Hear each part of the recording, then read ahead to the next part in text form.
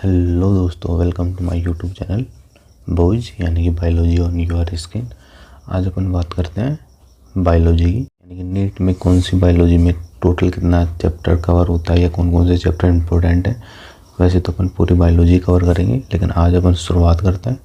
ये एक तरह का रैपिड रिवीजन होगा। डिटेल में अपन दूसरे लेक्चर में बात करेंगे। फिलहाल अपन बात करेंगे कि एनसीईआरटी से कैसे पढ़ना है। ठीक है, अपन बात करते हैं कि बायोलॉजी में टोटल है 10 यूनिट, जिसमें से जो 5 यूनिट हैं वो तो है आपकी 11th क्लास में। ठीक है, और उसके बाद में जो 5 यूनिट बच गई वो आपकी हैं 12th क्लास में। ठीक है, तो अपन जो बात करेंगे वो सबसे पहले बात करेंगे अपनी 11th क्लास की, यानी कि 5 यूनिट की। और 11th क्लास में जो 5 यूनिट है वो 5 यूनिट टोटल 22 चैप्टर को कवर करती है। कितने चैप्टर को? 22 चैप्टर को। अपन हिंदी मीडियम में ही पढ़ेंगे, बाकी इंग्लिश के लिए अपन नेक्स्ट अलग से क्लास कर लेंगे, या फिर आप इसमें भी देख सकते हो, कोई दिक्कत नहीं होगी। तो आज अपन स्टार्ट करेंगे पहला चैप्टर, जिसका नाम है जीव जगत। हिंदी में बोलते हैं उसको द लिविंग वर्ल्ड। तो चलिए शुरू करते हैं। सबसे पहले तो अपन फर्स्ट चैप्टर, पहले पार्ट या पहला चैप्टर तो निकालते हैं। सबसे पहले आपको ऐसा कुछ दिया हुआ होता है, जब भी कोई यूनिट स्टार्ट होती है तो उस यूनिट के बारे में थोड़ा सा ऐसे इंट्रोड्यूस किया हुआ होता है, इंट्रोडक्शन दिया हुआ होता है। तो एक बार उसकी रीडिंग लगा लेते हैं, क्योंकि अक्सर कई बार इसमें इम्पोर्टेंट जानकारियाँ होती हैं। तो चलिए वही देखते हैं। तो सबसे पहले तो मैं आपको तो चलिए देखिए, यहाँ पे लिखा है जीव विज्ञान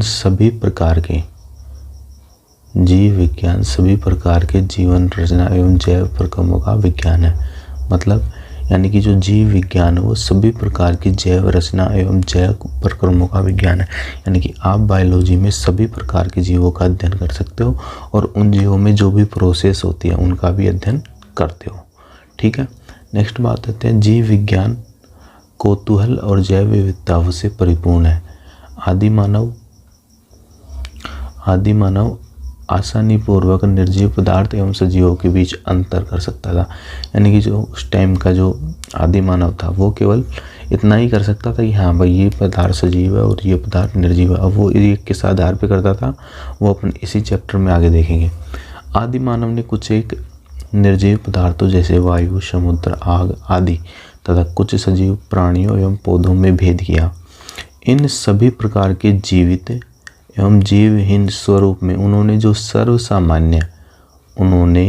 सर्वसामान्य विशेषता या उनकी विशेषता पाई, वे उनके द्वारा भय या दूर भागने के भाव पर आधारित थे। अभी अपन ने ये देखा कि आदि मानव आसानी पूर्वक सजीव और निर्जीवों के बीच अंतर कर सकता था।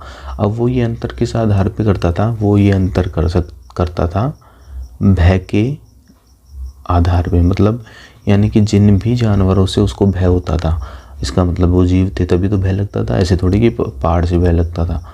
तो यानी कि वो जो भय का मतलब भय लगता था, उसी के आधार पे वो सजीव और निर्जीव के बीच में अंतर कर सकता था। नेक्स्ट देखिए, सजीवों का वर्णन जिसमें मानव भी शामिल था, मानव इतिहास में काफ़ी बाद में प्रारंभ हुआ। जो समाज जीव विज्ञान की दृष्टि से मानव उद्भव, इसको इंग्लिश में बोलते हैं एंथ्रोपोसेंट्रिक इंक्लूड। ठीक है, मानव इतिहास या मानव उद्भव विज्ञान में संलग्न थे। यानी कि जो मानव की उत्पत्ति कैसे हुई, ये बात को जानने में लगे हुए थे, अपने अलग अलग से शोध कर रहे थे। ठीक है, उनके बारे में वे जैव वैज्ञानिक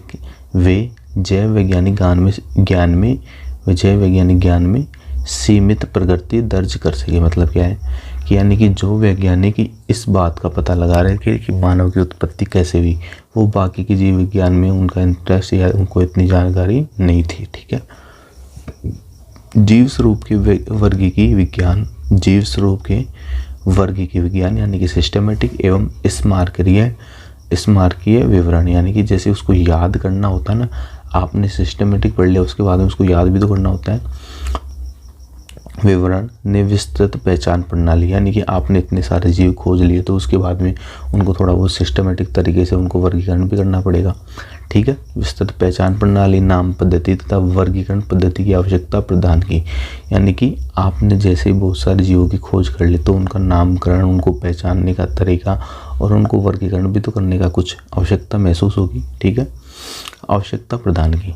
इसी प्रकार के जैव अध्ययनों का सबसे बड़ा प्रचक्रण सजीवों द्वारा क्षैतिज एवं ऊर्ध्वाधर। ये क्या है क्षैतिज एवं ऊर्ध्वाधर? देखिए जैसे ये चैप्टर आगे स्टार्ट होगा तब वहाँ पे अपन पढ़ेंगे। जैसे किंगडम होता है, उसके बाद में होता है फाइलम, क्लास,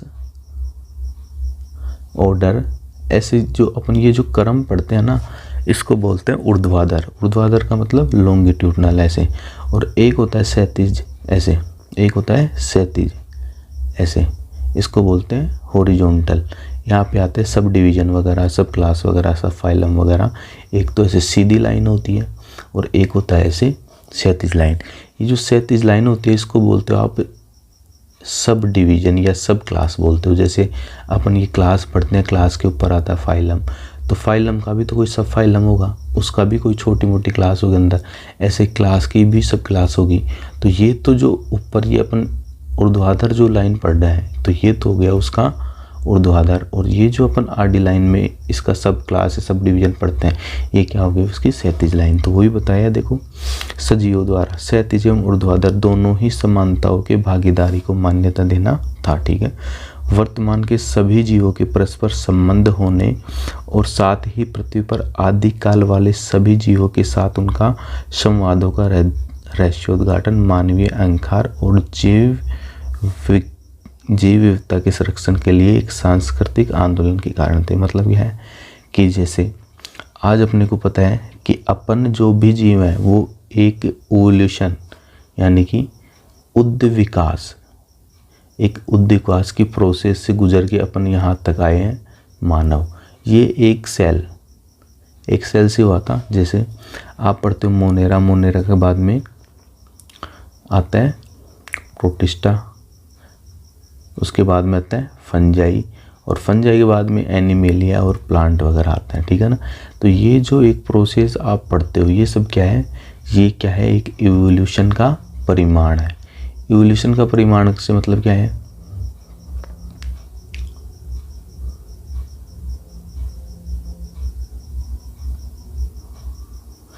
यानी कि जैसे जैसे उद्विकास हुआ वैसे वैसे ये सब चीज़ें बनी। और अब अपन बात करते हैं नेक्स्ट की, ठीक है। हाँ नेक्स्ट देखिए, तो ये समझ में आया। और जैसे अपने को पता चलेगा कि भैया अपन सब एक ही जीव से उत्पन्न हुए हैं, तो सभी जितने भ्रम थे सब के सब टूट गए, ठीक है। उसके बाद में नेक्स्ट देखो, संरक्षण के सांस्कृतिक आंदोलन। इस इकाई के अनुगामी अध्याय में आप वर्गीकरण, परिप्रेक्ष्य, वैज्ञानिक प्राणियों एवं पादपों के वर्गीकरण सहित वर्णन के बारे में पढ़ेंगे, ठीक है। यहाँ तक ये था इंट्रोडक्शन किन के बारे में, जो आप यहाँ पे ये 4 चैप्टर पढ़ोगे। पहला चैप्टर कौन सा है, पहला चैप्टर है जीव जगत, इस इंग्लिश में बोलते हैं लिविंग वर्ल्ड। दूसरा है जीव जगत का वर्गीकरण, क्लासिफिकेशन ऑफ लिविंग वर्ल्ड। तीसरा है वनस्पति जगत, जिसमें आप पढ़ते हो प्लांट के बारे में, और ये है प्राणी जगत यानी कि एनिमेलिया। तो ये 4 चैप्टर हैं इस फर्स्ट यूनिट में, और टोटल जो यूनिट में क्वेश्चन बनते हैं वो इन 4 चैप्टर से लगभग 12 से 13 क्वेश्चन पर ईयर बनते हैं, ठीक है। तो चलिए अपन पहला चैप्टर शुरू करते हैं। अब ये जब ये पहला चैप्टर स्टार्ट होता है तब वहाँ पे एक वैज्ञानिक का थोड़ा सा इंट्रोडक्शन आता है, उसको एक बार पढ़ लेते हैं, बात आती है, ठीक है, ताकि कई बार क्वेश्चन पूछ ले जाते हैं इनसे, जो कंपटीशन के एग्ज़ाम नीट ही नहीं बाकी अदर एग्ज़ाम में इंटरव्यू में भी पूछ लेते हैं। तो चलिए देखते हैं। सबसे पहले अर्नेस्ट मेयर, इनका नाम है अर्नेस्ट मेयर और इनका जन्म 1904 में हुआ और ये 2004 में स्वर्गवास हो गए, ठीक है। नेक्स्ट बात करते हैं, अर्नेस्ट मेयर का जन्म 5 जुलाई 1904 कैंपटन जर्मनी में हुआ था। आप हार्वर्ड विश्वविद्यालय के विकास परक जीव वैज्ञानिक थे, जिन्हें 20वीं सदी का डार्विन कहा गया, जिन्हें 20वीं सदी का डार्विन कहा गया। वेरी वेरी इंपॉर्टेंट, यहाँ से क्वेश्चन बनता ही है। आप अब तक के 100 महान वैज्ञानिकों में से एक थे। मेयर ने सन 1953 में हार्वर्ड विश्वविद्यालय की कला विज्ञान संकाय में नौकरी प्राप्त की। और 1975 में Alexander Agassiz professor of zoology emeritus की पदवी, इतना कोई नहीं पूछना, के साथ अवकाश प्राप्त किया। अपने 80 सालों के कार्यकाल में आपका पक्षी विज्ञान, वर्गीकरण विज्ञान, प्राणी भूगोल, विकास, वर्गीकी तथा जीव विज्ञान के इतिहास एवं दर्शन आदि में अनुसंधान केंद्रित रहा। ठीक है, आपने लगभग अकेले ही विकासीय जीव विज्ञान के केंद्रीय प्रश्न जाति विविधता की उत्पत्ति को खड़ा किया, जो कि आज सच है। ये बात आपको समझनी पड़ेगी कि ये क्या कहना चाह रहा है इतने सारे पैराग्राफ में। देखो, इसको मैं यहाँ से समझाता हूँ आपको। मैंने लिखा evolutionary biology is equal origin of the species diversity, मतलब कि जैसे जैसे उद्विकास हुआ, मतलब कि जैसे जैसे इवोल्यूशन हुआ उससे नई नई स्पीसीज का निर्माण हुआ, और नई नई स्पीसीज के निर्माण होने से इतनी सारी जैव विविधता का निर्माण हुआ, जो कि आज अपन पढ़ते हैं 1.7 से 1.8 मिलियन जो जैव विविधता पढ़ते हो, यानी कि जीवों का परिकार हो, वो एक तरह से इवोल्यूशन का ही परिमाण है। देखो मैंने लिखा है, यानी जैसे जैसे उद्विकास हुआ वैसे वैसे नई जातियों की उत्पत्ति हुई। जातीय विविधता का उत्पन्न इवोल्यूशन के थ्रू ही हुआ है, और ये उस टाइम अर्नेस्ट मेयर ने बताया था, जो कि आज ये सच है, साबित हो चुका है ये चीज़ें। अब देखो नेक्स्ट इन्होंने क्या, इनके बारे में देखते हैं।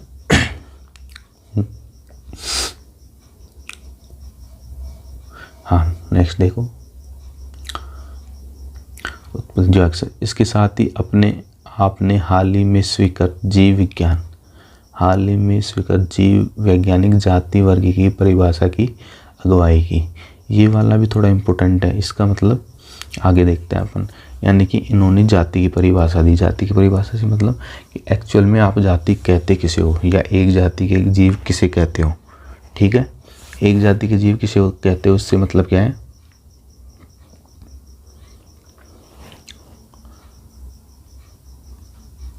इससे मतलब है यानी कि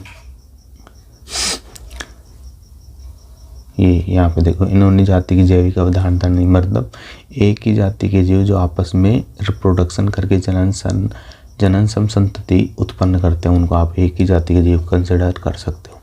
नेक्स्ट अपन बात करते हैं, मेयर को 3 पुरस्कार दिए गए, जिन्हें व्यापक तौर पर जीव विज्ञान के तीन ताज की संज्ञा दी जाती है। पहला जो उनको प्राइज मिला वो था 1983 बोल्जन प्राइज, दूसरा मिला था 1998 यानी कि जी इसको बोलते हैं इंटरनेशनल प्राइज, और जो तीसरा मिला था वो 1999 यानी कि कोफर्ड प्राइज। 3 मिले थे, आप इसको BIC बिग इस वाले ट्रिक से याद कर सकते हैं। ठीक है, 100 वर्ष की आयु में 2004 में वो स्वर्गवासी हो गए। ठीक है, नेक्स्ट अपन बात करते हैं कि अपने को इसमें याद क्या रखना है।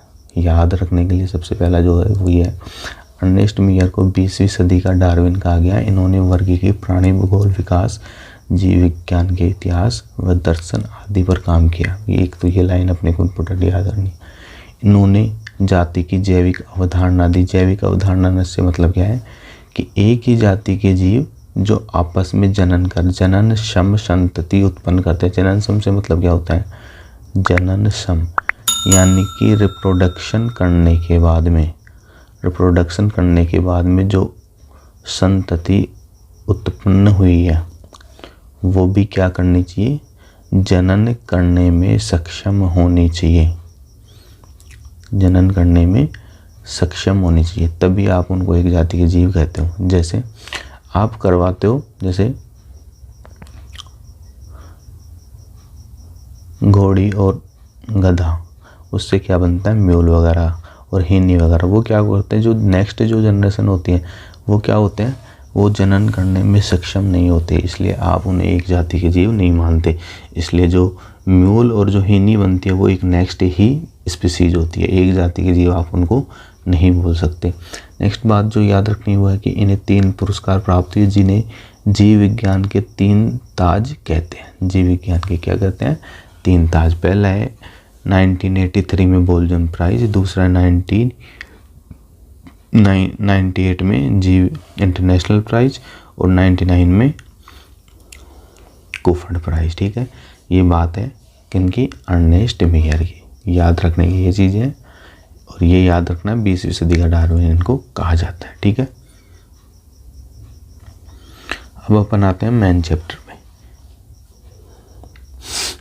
तो अपने चैप्टर का नाम है जीव जगत, इंग्लिश वो बोलते हैं लिविंग वर्ल्ड। ठीक है, पढ़ते हैं चले। जीव जगत कैसा निराला है, जीवों के विस्तृत प्रकारों की श्रृंखला विस्मयकारी है। असाधारण वास स्थान, चाहे वे ठंडे पर्वत, पर्णपाती वन, महासागर, एलवणीय मतलब मीठा, जलीय झीलें कोई भी हो सकते हैं, मरुस्थल अथवा गर्म झरने जिनमें जीव रहते हैं, वे हमें आश्चर्यचकित कर देते हैं। सर पर दौड़ते घोड़े, प्रवासी पक्षियों, घाटियों में खिलते फूल अथवा आक्रमणकारी सार्क की सुंदरता विस्मय तथा चमत्कार का आह्वान करती है। यानी कि ये जितने भी प्रकृति में आप ये इतनी घटनाएं देखते हो, आप जब पशु पक्षियों झीलों को देखते हो तो आपको आश्चर्य तो होता है, ये सभी को होता है। अपने को देखता है कितनी प्रकृति कितनी सुंदर है, आश्चर्य होता है ये सब चीज़ें देख के। ठीक है ना, अच्छा भी लगता है। ये देखो, सुंदरता विस्मय तथा चमत्कार का आह्वान करती है। पारिस्थितिक विरोध तथा समष्टि के सदस्यों तथा समष्टि और समुदाय में सहयोग अथवा यहाँ तक कि कोशिका में आणविक गतिविधि से पता चलता है कि वास्तव में जीवन क्या है। वास्तव में जीवन क्या है, इससे मतलब क्या होता है कि आप जब इकोलॉजी पढ़ते हो तो वहाँ पे आता है जीव, समष्टि, समुदाय, उसके बाद में नेक्स्ट आगे के लेवल आते जाते हैं। ठीक है, तो आप जब इनको देखते हो तो ये क्या होता है कि एक जीव दूसरे जीव से भी क्या करता है, कंपटीशन करता है, और एक जाति दूसरी जाति से कंपटीशन करते हैं। बहुत सारे समुदाय खाने के लिए, भोजन के लिए या फिर सोर्सेज के लिए एक दूसरे से कंपटीशन करते हैं। यही नहीं, अपनी जो सेल्स में होता है वो भी क्या होती है, खाने के लिए दूसरी सेल से कंपटीशन करती हैं। और इससे अपने को पता चलता है कि वास्तव में जीवन क्या है। जीवन क्या है, ऐसे मतलब जीवन कितना कठिन है या फिर आसान है, या जीवन है या नहीं है, ये सब पता लग जाता है। ठीक है, इस पर्सन में दो निर्विवाद पर्सन है। पहला तकनीकी है यानी टेक्निकल है, जो जीव तथा निर्जीव क्या है अपने को ये बताता है कि भैया इन सब चीज़ों में कि जीवन जीव है या नहीं है, यानी कि जीव या सजीव की परिभाषा बताता है। ठीक है, सजीव और निर्जीव की। दूसरा उत्तर खोजने का प्रयत्न करता है। ठीक है, इसका उत्तर खोजने का प्रयत्न करता है। तथा दूसरा पर्सन दार्शनिक। दार्शनिक है, इससे मतलब क्या है, जो यह जानने का प्रयत्न करता है कि जीवन का उद्देश्य क्या है। मतलब आपने ये तो बता दिया कि जीवन कोई जीव सजीव है या निर्जीव है, अब वो सजीव है तो आप हमको ये बताओ कि आखिर उस जीव का उद्देश्य क्या है। मतलब कि यानी कि वो जीव क्या करना चाहता है। आप जैसे डॉक्टर बनना चाहते हो, कोई क्या बनना चाहता है, कोई पुलिस बनना चाहता है, कोई यूपीएससी क्लियर करना चाहता है, तो सबके लिए जीवन का उद्देश्य अलग अलग है। अब मैं ये कहूँ कि आप मुझे एक उद्देश्य बताओ जो सबके लिए कॉमन हो, तो ये कह पाना मुश्किल होगा, क्योंकि अपन दार्शनिक लेवल पे बात करते हैं तो कोई क्या करता है कि शांति, यानी कोई हिमालय में चला जाता है, या फिर कोई ईश्वर की भक्ति में लग जाता है, या फिर कोई अल्लाह के पास में भक्ति में लग जाता है। तो वो सब जीवन के अलग अलग उद्देश्य है। तो ये कह पाना कि जीवन का उद्देश्य एक फिक्स है, तो ये दूसरा पर्सन का आंसर आप नहीं दे सकती, वो आप अनुमान लगा सकते हो। तो उसके लिए एनसीईआरटी ने आप पे छोड़ दिया। ठीक है, तो वैज्ञानिक होने के नाते हम दूसरे पर्सन का उत्तर देने का प्रयास नहीं करेंगे। हम इस विषय पर चिंतन करेंगे कि जीव क्या है। यानी कि अपन जो पहला वाला क्वेश्चन है कि सजीव और निर्जीव को अपन कैसे पहचानें या उनका पता कैसे करें, उसी पे अपन फिलहाल बात करेंगे। नेक्स्ट जो दूसरा क्वेश्चन है वो अपन वैसे ही छोड़ देते हैं दार्शनिक लेवल पे। ठीक है, अब अपन बात करते हैं जीव क्या है। जीव क्या है, फर्स्ट हेडिंग पे आते हैं। तो पानी भी लेता हूँ मैं तब तक।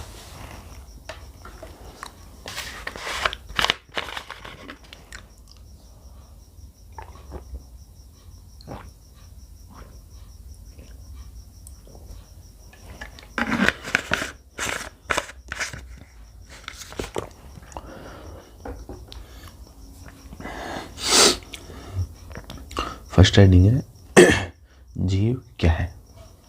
तो देखो मैंने यहाँ पे लिख रखा है, जब अपन जीवन को परिभाषित करने का प्रयत्न करते हैं तब हम प्रायः जीवों के सुस्पष्ट अभिलक्षणों को देखते हैं। मतलब जैसे वृद्धि, जनन, पर्यावरण के प्रति संवेदना का पता लगाना और उनके अनुकूल क्रिया करना, ये सब हमारे मस्तिष्क में तुरंत आते हैं कि ये अद्भुत लक्षण जीवों के हैं। आप इस सूची में उपापचय यानी मेटाबॉलिज्म, स्वयं की प्रतिलिपि बनाना मतलब रेप्लिकेशन, स्वयं को संगठित करना यानी कि एक सभी सेल्स आपस में मिलके किसी नेक्स्ट लेवल का निर्माण करती हैं, प्रतिक्रिया करना, इंटरेक्ट होना, उद्गम यानी इमरजेंस यानी कोई नया करैक्टर विकसित करना आदि को भी जोड़ सकते हैं। आओ हम इन सबको विस्तार से समझने का प्रयत्न करते हैं। मतलब क्या है कि जब आप किसी जीव को देखते हो तो सबसे पहले तो ये देखते हो कि जिंदा है कि मर गया। और ये कैसे पता लगाते हो? यदि वो वृद्धि कर रहा है, यानी कि आप समझते हो चलो वृद्धि कर रहा है तो जिंदा है।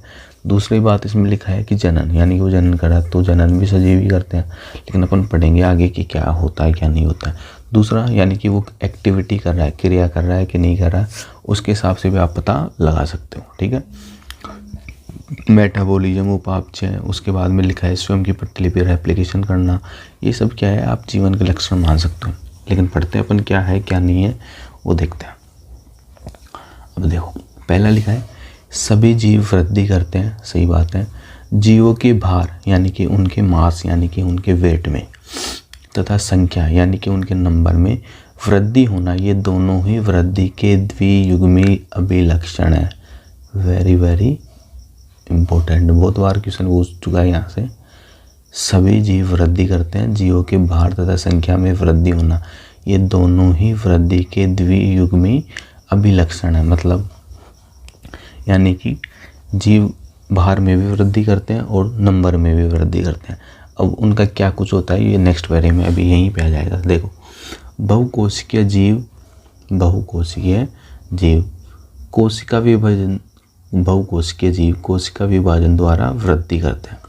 पौधों में यह वृद्धि जीवन पर्यंत कोशिका विभाजन द्वारा संपन्न होती रहती है। मतलब जब आप बात करते हो मल्टी सेलुलर ऑर्गेनिज्म यानी कि बहुकोशीय जीवों की, तब उनमें वृद्धि कैसी होती है, वो क्या करते हैं? देखो, कोशिका विभाजन, उनमें लगातार कोशिका विभाजन चलता रहता है। जैसे मेरा हाथ है, अपन क्या है, ह्यूमन बॉडी, ये क्या है, एक बहुकोशिकीय जीव। और एनिमल्स, प्लांट्स वगैरह, मोनेरा ही तो है केवल एक कोशिकीय, और प्रोटिस्टा में कुछ एक कोशिकीय होते हैं, बाकी तो सब मल्टीसेलुलर ऑर्गेनिज्म ही तो है।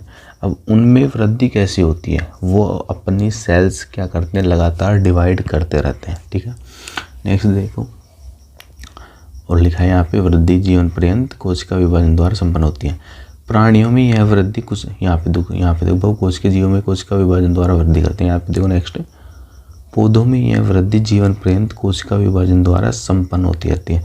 पौधे जो होते हैं वो पूरी लाइफ टाइम अपनी सेल्स को डिवाइड करके लगातार वृद्धि करते हैं। आपने देखा भी होगा कि जो पौधा होता है लगातार बढ़ता रहता है। क्यों? क्योंकि उसमें जो मेरिस्टेमेटिक टिश्यू होता है वो उसके सूट एपिक्स और रूट एपिक्स पे होता है। इसी वजह से पौधे की जड़ें और तना लगातार वृद्धि करता रहता है। आप उसको ऊपर से काट दो फिर वो वृद्धि कर लेगा, काट दो फिर वो वृद्धि कर देगा। लेकिन जो बात करते हैं अपन किसमें, एनिमल्स में ऐसा नहीं होता। अगर एनिमल्स में आपने गर्दन काट दी तो हो गया काम से। एनिमल्स में वृद्धि तो नहीं होती लगातार, लेकिन सेल्स डिवीजन होता रहता है। मतलब कि आपने आपके सेल यहाँ पे, मान लीजिए सेल यहाँ पे हाथ में कुछ सेल्स है, अब यहाँ पे सेल्स का एक स्पेशल टाइम पीरियड होता है, उनका जीवन काल होता है। उस जीवन के बाद में वो क्या करते हैं, सेल डेड हो जाती है, और वो जो डेड सेल होती है उनकी जगह नई सेल्स ले लेती है। जैसे आपकी स्किन होती है, स्किन अपनी क्या होती है, उतरती रहती है, नई स्किन आती रहती है। नई स्किन आने का मतलब नई सेल्स आती रहती है और पुरानी सेल्स डेड होके हट जाती हैं। ठीक है ना। अब देखो नेक्स्ट लिखा है यहाँ पे, प्राणियों में यह वृद्धि कुछ आयु तक होती है। प्राणियों में यह वृद्धि कुछ आयु तक होती है, यानी कि जब तक आप जवान नहीं होते तब तक आपकी वृद्धि होती रहती है। लेकिन कोशिका विभाजन विशिष्ट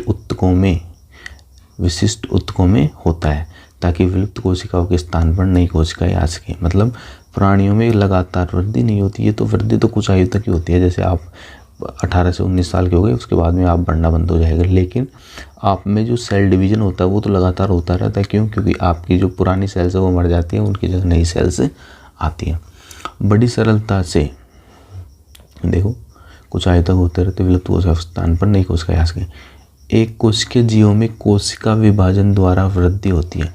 अब बात करते हैं सिंगल सेल की। मान लीजिए एक सेल है, अब वो एक सेल से 2 सेल बना लिया, यानी कि उसकी संख्या भी बढ़ गई। और उसने 2 सेल कैसे बनाया, जनन करके, रिप्रोडक्शन करके। अब वो रिप्रोडक्शन एसेक्सुअल भी हो सकता है, सेक्सुअल भी हो सकता है, या फिर कायिक भी हो सकता है। कायिक लैंगिक जनन का ही, वो अलैंगिक जनन का ही पार्ट होता है कायिक जनन। ठीक है, लेकिन वो आगे की बात है। फिलहाल तो इतना ही समझो कि जब एक सेल से 2 सेल्स बनती है तो उनका नंबर भी बढ़ता है। और ये जो प्रोसेस, जिस प्रोसेस के थ्रू होते हैं उसको आपने क्या बोला, रिप्रोडक्शन। ठीक है, तो देखो यहाँ पे कोशिका विभाजन द्वारा वृद्धि करते हैं। बड़ी सरलता से कोई भी इसे पात्र संवर्धन में सूक्ष्मदर्शी यानी कि माइक्रोस्कोप से देखकर कोशिकाओं की संख्या गिन सकता है। अरे जब आप एक सेल लेते हो, वो 2 सेल बनाती है, तो आप उनकी संख्या आसानी से गिन के बता सकते हो ना कि हाँ 1 से 2 बन गई, तो इनमें कुछ ना कुछ तो हुआ है, रिप्रोडक्शन वगैरह कुछ हुआ है, ठीक है, गिन सकते हैं। अधिकांश उच्च कोटि के प्राणियों में तथा पादपों में वृद्धि तथा जनन पारस्परिक विशिष्ट घटनाएं हैं। मतलब जो उच्च कोटि के होते हैं, जैसे अपन बात करते हैं प्लांट्स में एंजियोस्पर्म, और अपन में जैसे अपन कोडेट्स की बात करते हैं, इनमें जो रिप्रोडक्शन और वृद्धि, ये दोनों पारस्परिक विशिष्ट घटनाएं, यानी कि वृद्धि होना इनमें अलग बात होती है और रिप्रोडक्शन होना अलग बात होती है। वृद्धि की बात करती है तो एक जीव के अंदर होती है, और बात करते हैं किसकी, जनन की, तो उससे एक नया जीव बनता है। तो ये दोनों ही घटनाएं बिल्कुल सुस्पष्ट अलग अलग होती हैं, ठीक है। हमें याद रखना चाहिए कि जीव के भार में वृद्धि होने को भी वृद्धि माना। अभी अपन ने देखा था कि यदि जीव का भार में वृद्धि हो रही है तो उसको वृद्धि कंसिडर किया था, लेकिन यदि हम भार को वृद्धि का भी लक्षण मानते हैं तो निर्जीव के भार में भी वृद्धि होती है।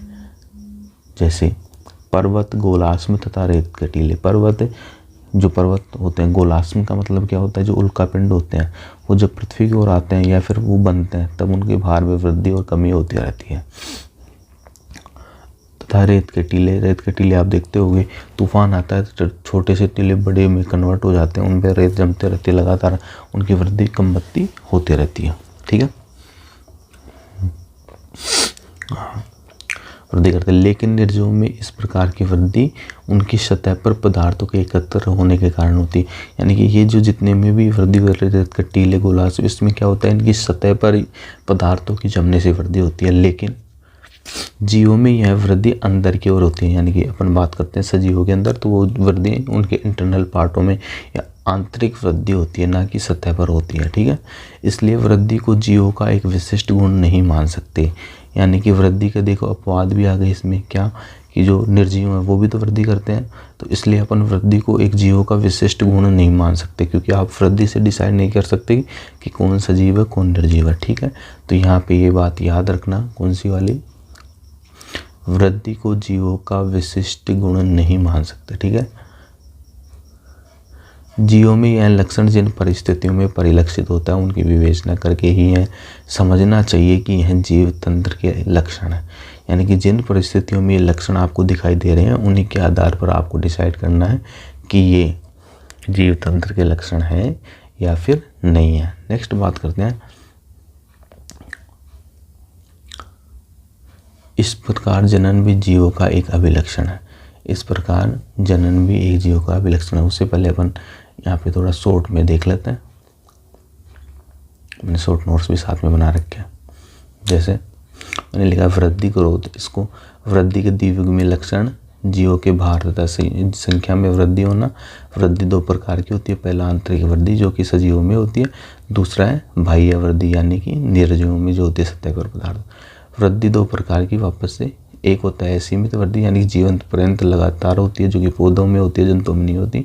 और एक होता है सीमित वृद्धि, कुछ आयु तक जंतुओं में और बाद में क्या होता है कोशिका विभाजन द्वारा जारी रहती है। उच्च कोटि के जीवों में यानी कि पादप और जंतु में वृद्धि और जनन पारस्परिक विशिष्ट घटना है।